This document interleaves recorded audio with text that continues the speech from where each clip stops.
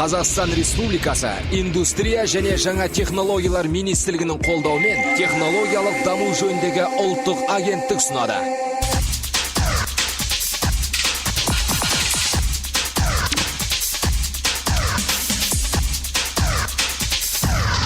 Сәтті идея интеллектімен қоса еркіндіктің де жемісі. Йозеф Шумпетер.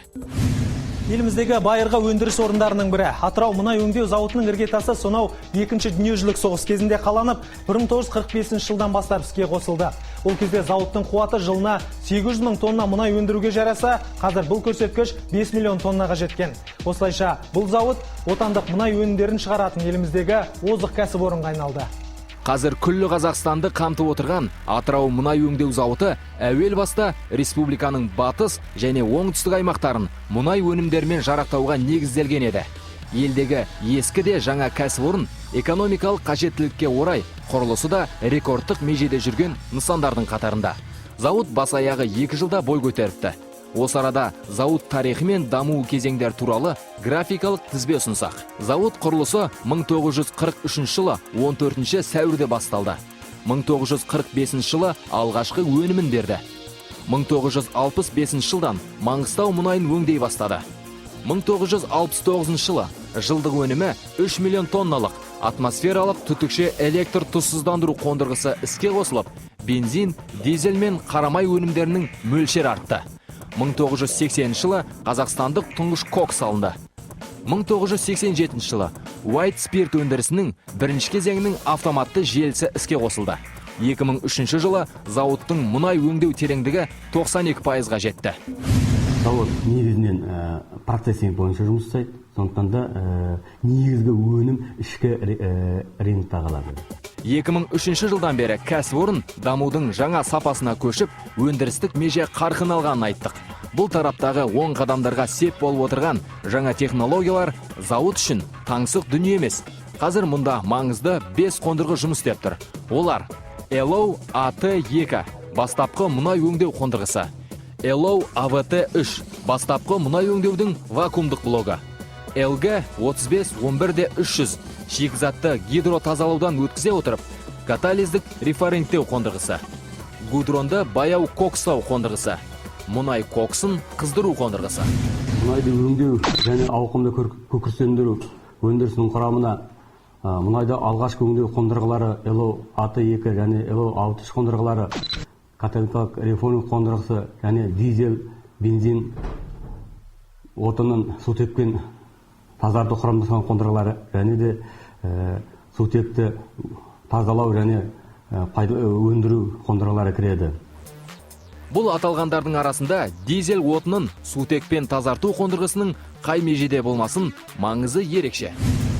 Дизель отын сутекпен тазарту қондырғысының негізгі міндеті ол дизель отыннан азоттан, күкірттен тазарту және де дизель отынның қату температурасын төмендету болып табылады.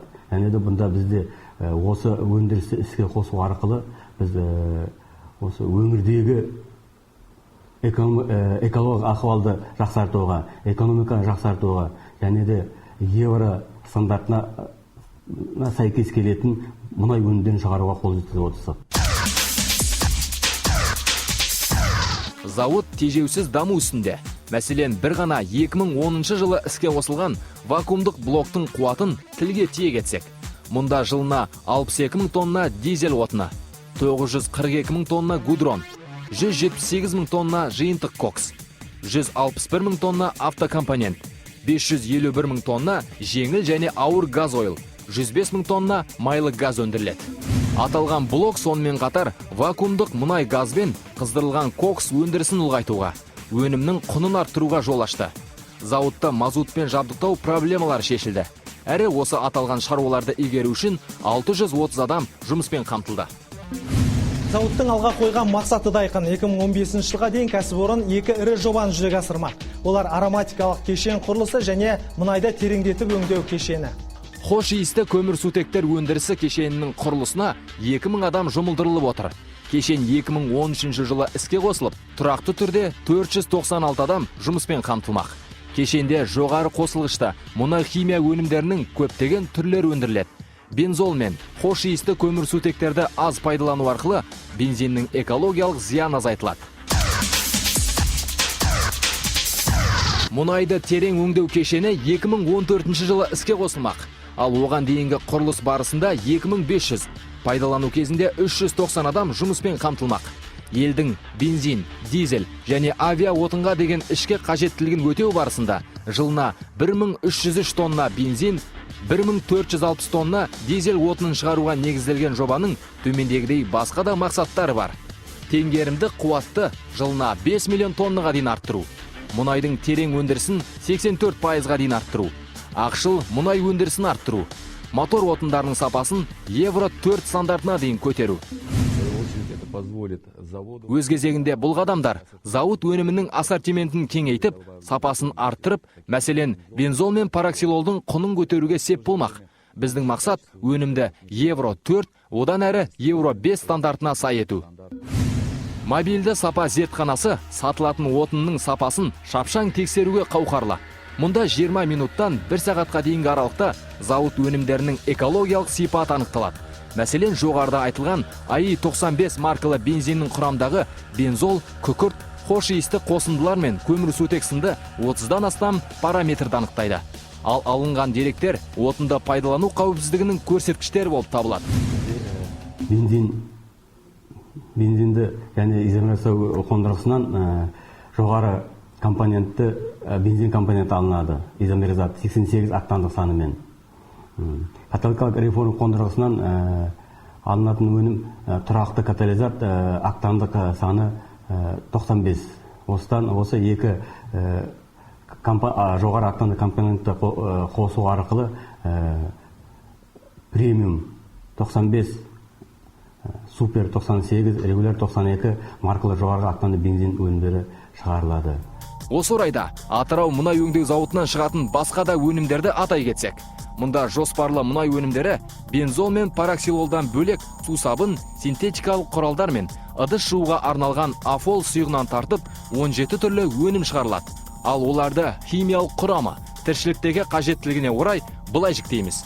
Этилденген бензин түрлері, экологиялық таза жазғы қысқы дизель отындары, техникалық түйіршік күкірт, күкірті аз тұрмыстық отын мен мұнай коксы, TC1 маркалы реактивті отын, white спирт және сұйытылған көмірсутекті газ, отындық қарамай және вакуумдық газойл, алюминий өндірісіне арналған жиынтық мұнай коксы.